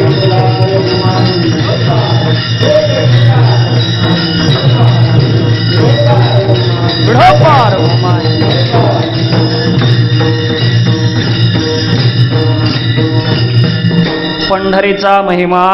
पंढरीचा महिमा देता अनेक उपमा ऐसा ठाव नाही कोठे देव उभा उभी भेटे या अभंगातून जगद्गुरु तुकोबाराय पंढरी क्षेत्राचा अलौकिक महिमा आपल्या समोर प्रकट करतायत. हा क्षेत्राचा महिमा इतका अलौकिक आहे की या क्षेत्राला दुसऱ्या कोणत्याही क्षेत्राची उपमा देता येत नाही. ऐसी चंद्रभागा ऐसे भीमातीर ऐसा विटेवरी देव कोठे महाराज असं क्षेत्र दुसरं कोणतंही नाही. आणि या क्षेत्रामध्ये परमात्मा उभा उभी आपल्याला भेटतो. बाकीचे तीर्थ आहेत नाही असं नाही, पण ते तीर्थ एका विशिष्ट काळापुरतंच फळ देतात किंवा कालानंतर फळ देतात. पण पंढरीचं तसं नाही महाराज. पंढरीमध्ये तुम्हाला मुखी नाम हाती मोक्ष. महाराज तुकोबाराय म्हणतायत ना, तुका म्हणे मोक्ष देखील कळस. अशी ही पंढरी आहे. आणि म्हणून या पंढरीला जगद्गुरु तुकोबाराय एक उपमा द्यायची म्हणून द्यावी लागते ना, म्हणून उपमा देत आहेत. तुका म्हणे पेठ, पेठेची उपमा दिलेली आहे. आणि भूमीवरी हे वैकुंठ. प्रत्यक्ष वैकुंठच या भूमीवर म्हणजे ही पंढरी नगरी आहे. वैकुंठाची उपमा पण एक शब्द वापरलाय, तुका म्हणे पेठ. पेठेची उपमा जगद्गुरु तुकोबाराय या पंढरी क्षेत्राला देतात. मग आता पेठ आणि पंढरी याच्यात काहीतरी साम्य असलं पाहिजे, सादृश्य असलं पाहिजे ना. उपमा द्यायची आपण सुरुवातीला पाहून गेलो. उपमा देण्याकरता त्याच्यामध्ये सादृश्य असलं पाहिजे. उपमान आणि उपमेय यांच्यात सादृश्य असेल तर उपमा देता येते. मग आता इथं पेठेची उपमा दिलेली आहे.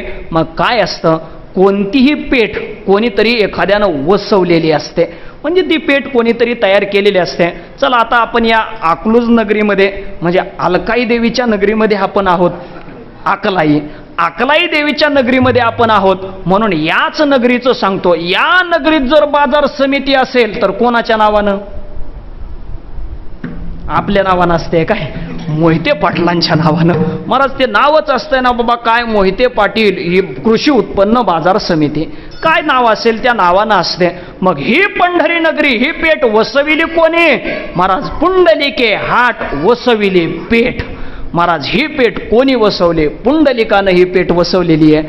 महाराज वैकुंठीचा देव आणिला भूतळा, धन्य तो आगळा पुंडलिक.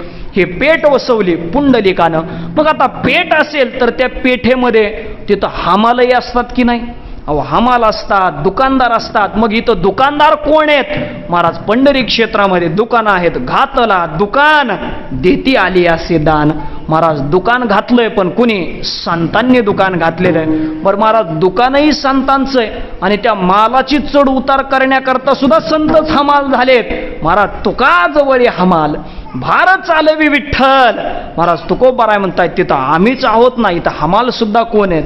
संतच हमाल आहेत. आणि मग तो जो माल आहे तो माल महाराज ते संत महात्मे म्हणतात. आता मला सांगा, कृषी उत्पन्न बाजार समितीत तुम्ही गेलात की मालाची किंमत ठरली जाते की नाही? महाराज या किमतीमध्ये माल, आता ते छोट्या बाजारपेठा सोडून द्या, मोठी बाजारपेठ लक्षात घ्या, डायरेक्ट असा तो ढिगच असतो. म्हणजे त्या नगावर वगैरे अशा काही गोष्टी असतात. मग बोलतात चला हा नग एवढ्याला, तो नग तेवढ्याला, अशी किंमत असते. पण संत महात्मे म्हणतात या नगाची किंमत लुटा लुटा नुसतं हे घ्या नाही. संत महात्मे म्हणतात लुटा लुटा संतजन अमुप हे राशी धन. महाराज तिथं मालाची किंमतच करायची नाही. ढेग दिसला की तुटून पडायचं, उचलायचं की घरी घेऊन यायचं. असा माल आहे. देव घ्या फुका, देव घ्या फुका, न लगे रुका मोल काही, असा माल मिळतो. मग तुम्ही म्हणसाल माल फुकट मिळतोय, त्या अर्थी त्याला किंमत नसली पाहिजे. अहो याला काय किंमत नाही काय? अहो योगी जपी तपी संन्याशी अहो तप करू करू दमले, पण तरी सुद्धा योगी याच्या ध्याने ध्याता ना तुडसी. महाराज योग्यांच्या ध्यानात सुद्धा आहे. योगी या मुनिजना ध्याने, महाराज योग्यांच्या मुनिजनांच्या जे ध्यानामध्ये सुद्धा कधी येणार नाही. हे महाराज सामान्य नाही, मोठ्या मोठ्या व्यापाऱ्याला मिळत नाही. आणि तो माल हे संत म्हणतात लुटा. आणि मग असं असेल, तुम्ही म्हणताय मालाची किंमत आहे, पण बाजारपेठेत जेव्हा माल जास्त येतो तेव्हा त्याची किंमत कमी होते. मग लोक म्हणतात लुटा बाबा, न्या कसा न्यायचा ते असं म्हणतात. मग हा माल काय आमूप असला म्हणून काय लुटण्यासारखा आहे काय? नाही महाराज, याची किंमतही प्रचंड आहे. बरं कोणी म्हणेल मग काय असतं? एखादा माल असा असतो तो बाजारपेठेत आणला जातो, पण जर गिराईक नसेल तर तो सडतो. कांद्यासारखा माल आहे ना, तो जास्त दिवस ठेवता येत नाही, मग तो माल खराब होतो. मग हा माल खराब होणाऱ्यातला आहे का? नाही महाराज, हा माल खराब होत नाही. अविट गे माय विटेना. महाराज हा विटणाराही माल नाही, पण केवळ आणि केवळ या संतांमुळे तो आपल्याला फुकट प्राप्त झालाय. लुटा लुटा महाराज, तो म्हणून लुटायला सहज इतका माल मिळतो, आणि म्हणून तर तो संतांमुळे मिळालाय. म्हणून तुकोबाराय म्हणतात, तुका म्हणे पेठ भूमीवरी हे वैकुंठ. ज्ञानेश्वर माऊली ज्ञानराज माऊली तुकाराम. महाराज ज्ञानेश्वर माऊली ज्ञानराज माऊली तुकाराम. महाराज ज्ञानेश्वर माऊली ज्ञानराज माऊली तुकाराम.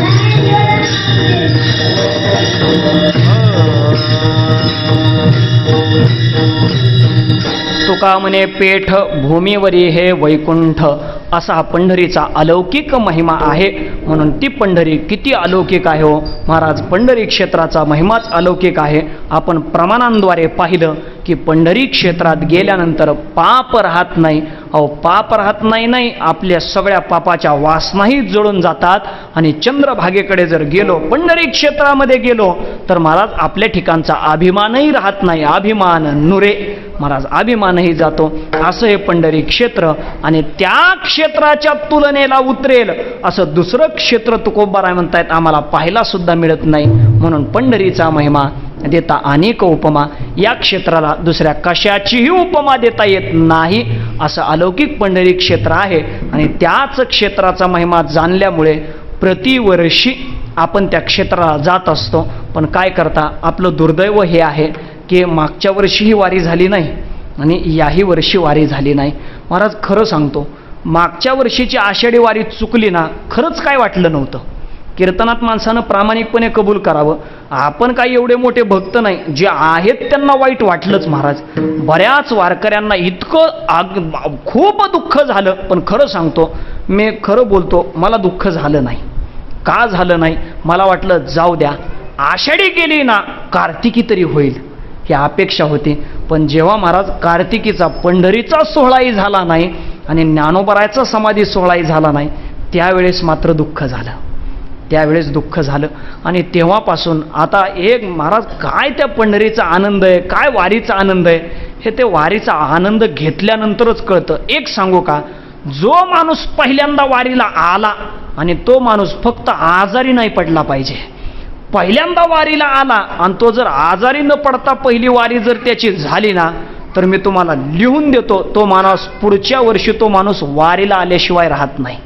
महाराज त्याला तो आनंदच एवढा अगणित मिळतो की तो म्हणतो बाकी काही झालं तरी चालेल, पण वारी आता सोडायची नाही, असा तो माणूस म्हणत असतो. आणि म्हणून महाराज हा वारीचा आनंद आपल्याला मिळत नाही. पण महाराजांनी चला बुवा ते फुंकर मारणं जे म्हणतात ना, त्या पद्धतीनं आपल्या मनावर थोडंसं मनाचं काहीतरी सांत्वन म्हणून या कीर्तनाचं आयोजन पूज्य महाराजांनी केलेलं आहे. आणि त्याच्यात मला ही सेवा करण्याची संधी प्राप्त झाली. म्हणून झालेली सेवा पंढरीश पांडुरंग परमात्मा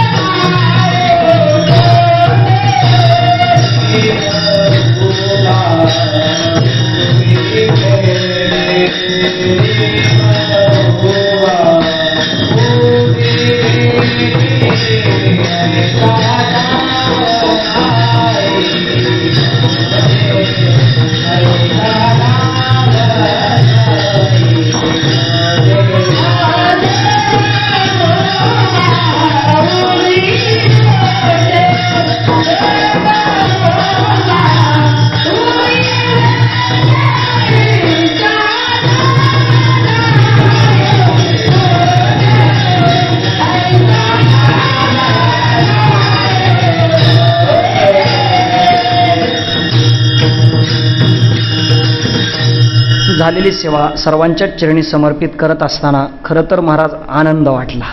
म्हणजे अकलूज या शहरामध्ये तसं तर आता काय जास्त लांब आमचं गाव नाही, 50 किलोमीटरवरून फक्त यायचं आहे. मागे इथं काय बघा उत्सव करतात गोंदवलेकर महाराजांचा, या साई कॉलनी का काय आहे ना, तिथे ते राऊत काका का काय त्यांचं नाव, त्यांच्याकडे सेवा केली आणि बऱ्याच ठिकाणी इथं येत असतो. हे पाहुणे पण इथं बरेच आहेत. मग हे सगळीकडे येत असताना खरं तर ह्या आमच्या संस्थेवरच यायचं राहिलं होतं महाराज. म्हणजे बऱ्याच वेळेला इकडं आलो, पण अशा धावपळीत असायचो की मला संस्थेकडं कधीच येता आलं नाही. पण आज खरं म्हणावं लागेल भाग्याचा उदय, आज खरं तर संस्थेवर येता आलं आणि या सगळ्याच मंडळींच्या दर्शनाचा योग आला. मला वाटतं हा माणूस जर गायला लागला ना तर आपल्याला गप्पच बसावं लागतंय आम्हाला. असा सुंदर आवाज आहे, गोड आवाज. आणि आत्ता चाल म्हणलेले महाराज तर नुसते कीर्तनाला उभा राहू द्या वजनच पडणार, काय साधा माणूस आहे काय असे. बर वा महाराज, अशी सगळी मंडळी आहेत आणि म्हणून तर आनंदानं महाराज कीर्तनाचा महाराज आनंद लुटता आला. हे सर्वांच्याच चरणी धन्यवाद व्यक्त करतो. आणि ही सगळी किमया हे महाराजांनी घडवून घेतलेलं आहे आणि म्हणून महाराजांनाही धन्यवाद देतो आणि सेवेला पूर्णविराम देतो. विठ्ठल जय जय विठ्ठल.